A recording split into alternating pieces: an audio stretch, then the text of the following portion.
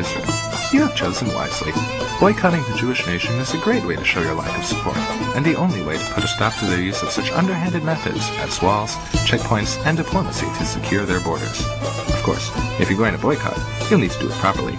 Far too many have failed because they aren't enforced, they're declared illegal or inhumane, or because many Arab nations can't go into intifada without drinking Coca-Cola. But more often than not, they're simply not comprehensive enough. Past boycotts have only attacked companies. Sure, any company based in or doing business in Israel should be divested from, but there's more than that. The percentage of Israelis with PhDs is higher than in any other country, and these members of the Jewish intelligentsia produce more scientific publications per capita than any other nation, glutting the world with their scientific discoveries and inventions and propaganda. A truly effective boycott must attack these products as well. The following is a short list of do's and don'ts that will help ensure your day-to-day activities do not funnel money into the Israeli war machine. When buying a computer, be sure to buy one that does not have an Intel microchip or microprocessor, as these were invented in Israel. This includes all laptops made in the 20th century. Do not use a computer running the Windows NT, XP, or Vista operating systems developed by Microsoft Israel. Likewise, do not use the latest version of Microsoft Office.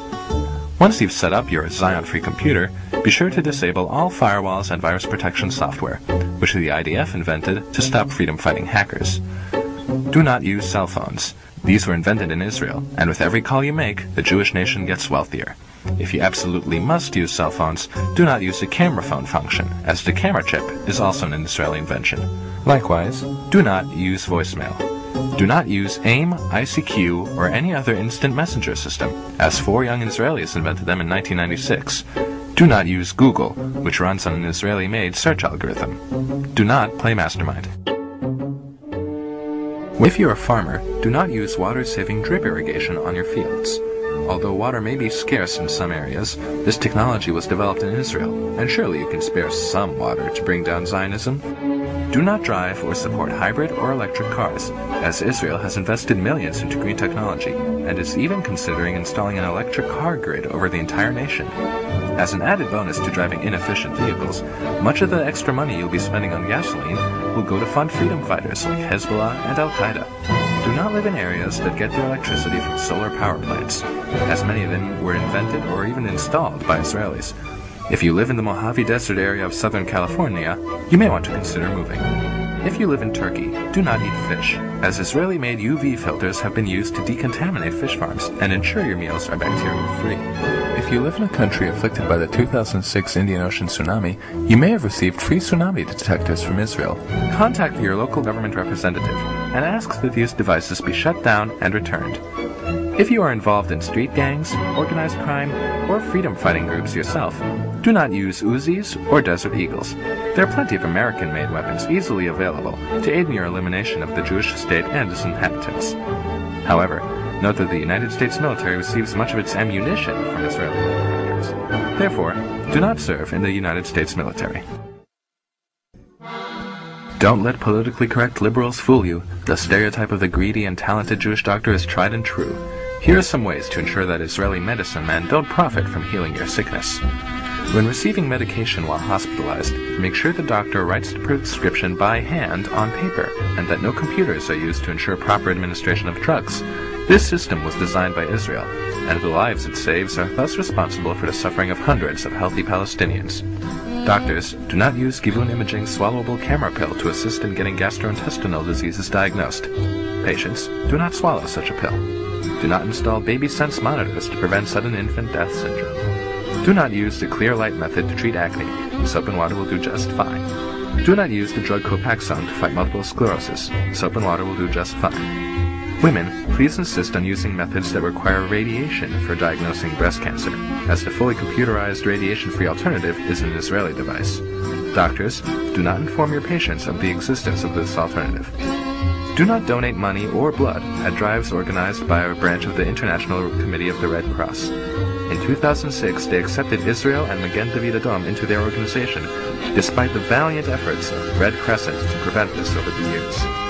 If you develop a heart problem, insist that your medical practitioner not install cardiac stents to keep your blood flowing, or use a new device that helps the heart pump blood, or any other treatments, as many have been developed by Israelis. In fact, it may be preferable to eat right, exercise, and avoid smoking to ensure your heart will stay healthy, and to ensure no Jews get a chance to profit from saving your life.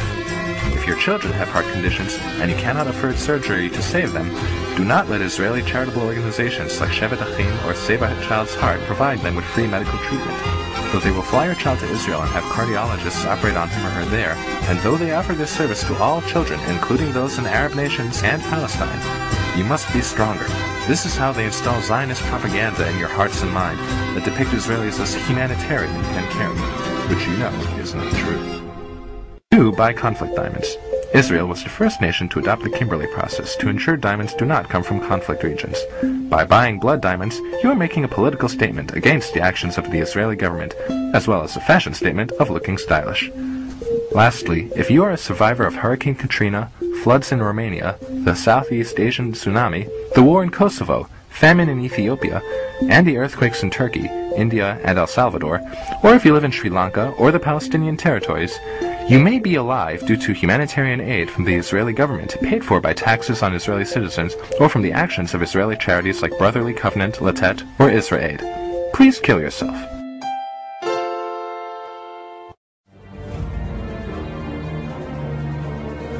Be sure to ask your local government representative about reducing your region's Zion footprint. Also, ask administrators at your local colleges and universities to cut ties with academics in Israel.